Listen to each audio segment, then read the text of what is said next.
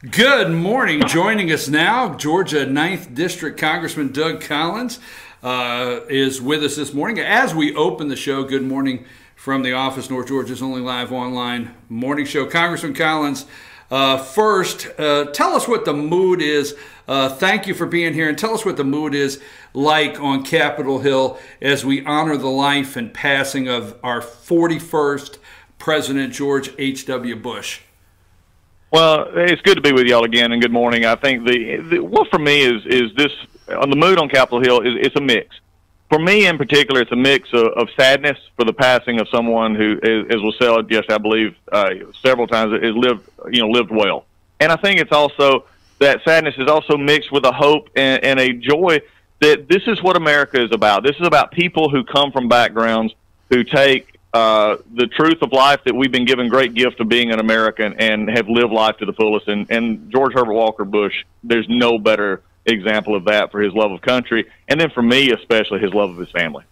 Congressman, thank you very much. And yes, yesterday afternoon, I watched yesterday as the former, our 41st president lies in state now in the Capitol Rotunda. And it looked like everybody was there. I mean, the entire Congress, Supreme Court, his former cabinet, and many that served with him while being president or vice president was in attendance yesterday.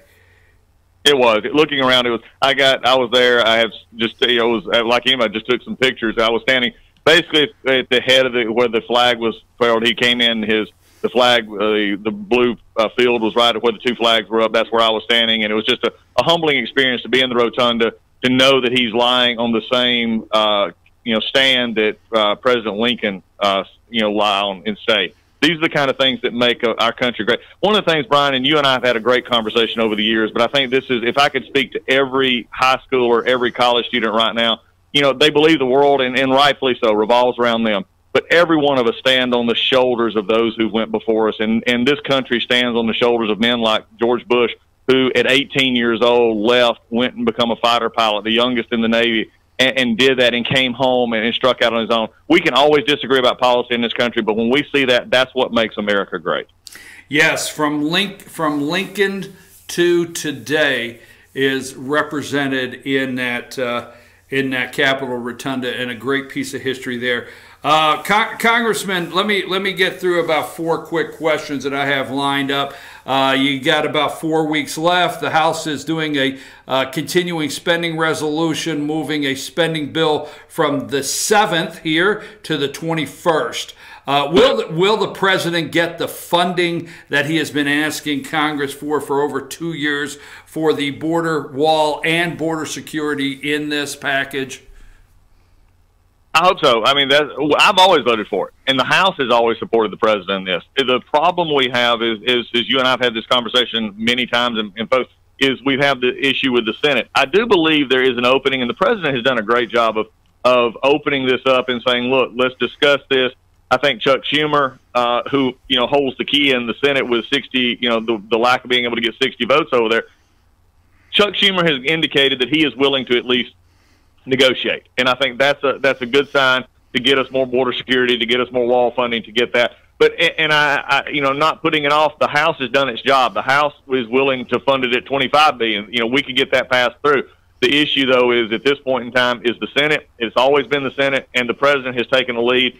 From leadership meetings that I've been in with the White House as well, I think you'll see the president over the next 2 weeks have some really good negotiations with the Senate, and I think we're going to get a package that is good for him. So the House will send something to the Senate that reflects an amount in the area of what the president's asking for, and that it'll be up to the Senate for the wall? Is that what you're saying? Is the House is prepared to send over what the president's requesting, and we all know what happens when it gets to the Senate? Is that what you're saying?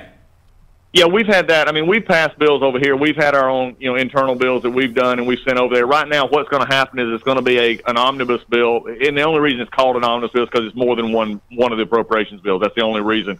We're doing a continuing resolution to the 21st, which just keeps the funding, which, by the way, has wall funding and has border security money in it, is going through until the 21st. And then by the end of the year, we'll have a funding bill that will take those, I think, 7 departments that are left and fund them through September 30th of next year. We've already laid out our claim, and we've had those votes on our side. Now it's up to the Senate to be willing to take those up and see where we can go from there. What are the Republicans in the House hoping to accomplish in these final weeks while you still have control?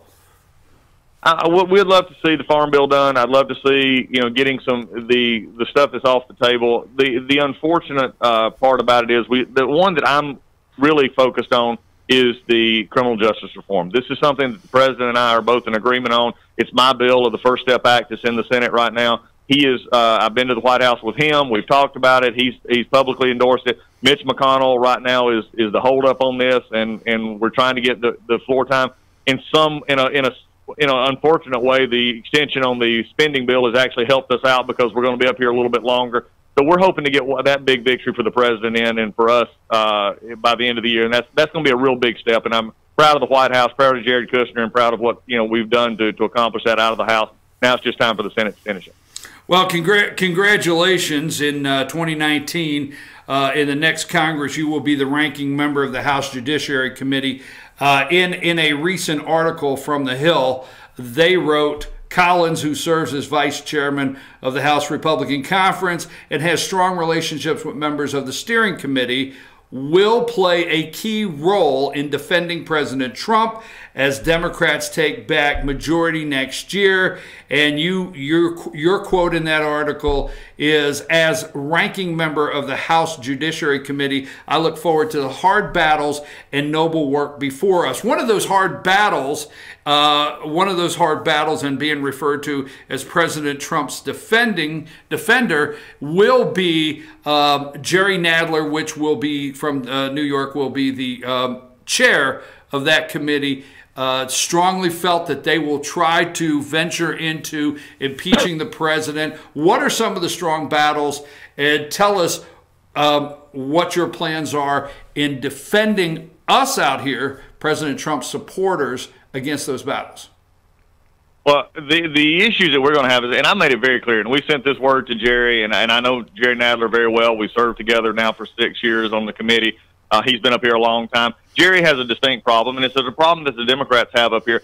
They're a little bit multi-personality right now. They have won. They're going to be in the majority. They've been screaming for 6 years now, and especially for the last 2 years, they don't like this president in particular.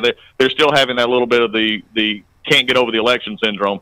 And so what they're trying to balance is do they want to go off the reservation, as I say, and go off the talking points and go to attacking the president and just bringing up everything from business deals, the monuments clause to the Russia issue and everything else to Mueller. And if they go there, I've made it very clear. You go there, I will do everything in my power to make it so difficult that you'll wake up in the morning and not want to come to the committee. And it's going to be something that we're going to work with the White House on, work with the Department of Justice on. But there is also an issue with them that they're also looking at doing, legislation. Some of it very liberal legislation that maybe make people feel good but does nothing. And we can find that in the issue of mass violence, in firearms, those kind of things that we look at. So we're going to be there prepared for the fight with every procedural tool that we have in the minority to fight against that. And then I have, on the other hand, though, when the president wants to act and they want to act in a positive, reinforced legislative way, we're going to be there to be able to do that as well. So we're ready for the battle. If they want to take it, come on, we'll be here. But we're going to say, look, overreach is not going to be tolerated. We're going to stand up for the administration. We're going to provide for them where we need to. And I think Jerry understands that.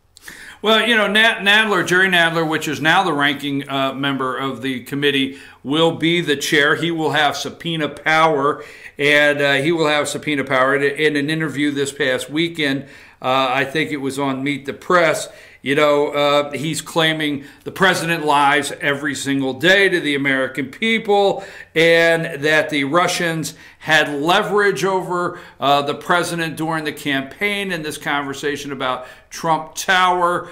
So what are some of the things that you think they will try to investigate? Do you think that the Mueller investigation is almost winding down, and that's basically going to be what I call opposition research for them to just start doing hearing after hearing? It could be. And I think well, we do see Mueller winding down. I mean, he's made indications. I was reading the report this morning.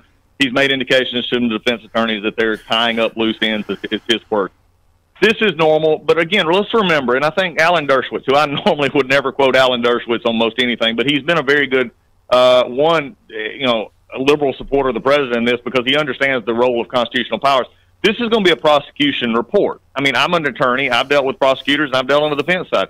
It's going to be a very one-sided report because it's a prosecution report. But it also is not going to be – you're not going to get the Jim Comey effect here, where Jim Comey just wanted to be the center of attention and influence things. Mueller will do it the way it's supposed to be done. He will give the report to the proper chain of authority. Right now it will be, with Whitaker being the interim AG. We're going to see that, and then at that point we'll start seeing the calls for, congressional hearings. My encouragement will be to, let everybody understand this is a 2020 play. They're looking to the next, election. And at this point in time, all we have found is that they've been very good at convicting people on things that have nothing related to the very things that they started looking at. So I think that we've always got to keep that in mind. And they've done a pretty good job of at this point of charging people with perjury. So if that's what they had intended, they've done a good job on that. What they've not done is shown collusion. What they've not done is shown that the president did anything improper in the election cycle. And I think that's what's going to come out of this. And I think the liberals will just not be able to handle that. And we'll just see how they go from there. What do you expect? What do you expect to hear, or what are you expecting to get out of James Comey's next testimony with Congress here? He has struck a deal behind closed doors, and I understand that within 24 hours, Congress has agreed, your committee has agreed to release a full transcript of that. What are you looking to gain out of that, and will you get Loretta Lynch in before the end of the year, also under subpoena behind closed doors for another testimony? Yeah, I think you're going to get Comey. Let's just be honest with what Comey wants here. This is not about transparency. This is not about putting out in the American public. Brian, you don't go down to the police station and say, look, I want to sit in on the next investigation that you do, and I want to sit here and make sure it's public so that we make sure you're doing a burglary investigation right. Comey knows that. They don't interview people in public. They don't interview people in a 5-minute setting where he, as you and I joked before, he can filibuster for 5 minutes. He's going to be in, and they're going to do this, Trey Gowdy and Bob Goodlatte, and then we'll interview him in a deposition setting on Friday. He will have to answer questions. He can filibuster all he wants, but there's no time limit on the clock. They'll just keep going, getting the questions that they need answered. And I think he needs to answer for what he, is done and how it came about. I believe, and I told him in a public setting, and we can send you the clip and you can show it to all the folks. I told him he got played by Hillary Clinton right before the election cycle in 2016. He got played. And I think these are the kind of things that bother many of us at the Department of Justice, with the fact that there was problems within their internal structure. They became too politicized, and frankly, that's not good for Republicans or Democrats. What's the importance of from Goodlatte bringing back in Comey, and will we have also an interview with former Attorney General Loretta Lynch? What are we looking to learn out of these two and bringing them back in before the end of the year and Democrats take over? Well, I think the thing is you'll get them on record. We'll have the issue, and yes, Lynch is scheduled to come in before the end of the year. You'll have them on record. The unfortunate part about this is come January 3rd, it's over. Jerry Nadler will not bring this up again, and that is the concern. But what it is good for is to make sure that we have on record the problems that existed with Comey and Lynch during that cycle, that we can show the American people this is exactly what is happening. Then the unfortunate part is in less than a month from now, the Democrats will not talk about this again. So that is why they're getting them in to the end of the year, because frankly, Nadler will not pick up this investigation again. And that is a problem in and of itself, because, who's to say, and from their perspective, Justice Department needs to be the Justice Department. It does not need to be a political arm of any party. It needs to, because people have to have faith that the justice is being carried out fast and fair. And that's just, frankly, was not happening under the previous administration. We have 30 seconds, sir, so I understand. So what we're saying is, after the end of the year, all of this hard work with Peter Strzok, Lisa Page, McCabe, Comey, Bruce Orr, Nellie Orr, Fusion GPS, the dossier, all of that goes totally on hold. Especially nope, it goes to Lindsey Graham in the Senate, and we let the Senate begin to hold the Judiciary and Intelligence Committees and others over here on the House side. In a warning, sort of as a discussion point. Mr. Nadler, you want to continue it over here? Don't worry, we'll have the Senate, and Mr. Graham will be plenty willing to talk about issues that you're not talking about. So I think we're going to have to come to a decision around here. Do we actually want to be legislators, or do we want to actually, let the Democrats go off the talking points over here? There will still be ways that we can check. There's still uses for this. Unfortunately, in the House, it will slow down. It will not slow down in the Senate. Okay, it's Election Day in Georgia, Congressman, so we all got to get out and vote. And I know you voted early before you returned, right? And I did. And so thank you very much. We appreciate you always coming on and answering our questions, Congressman. You have a nice day. You take care. Y'all have a good one. Bye-bye. Okay, Congressman, 9th Congressional District Congressman Doug Collins. We're going to unpack that a little bit when we return, but we're going to come back, and then we're going to have a brief message after we return from Governor-elect Brian Kemp. Will have a brief message about Election Day here in Georgia. I'm your host, BKP. We are North Georgia's only live online morning show. We're going to take a brief break, and we'll be right back.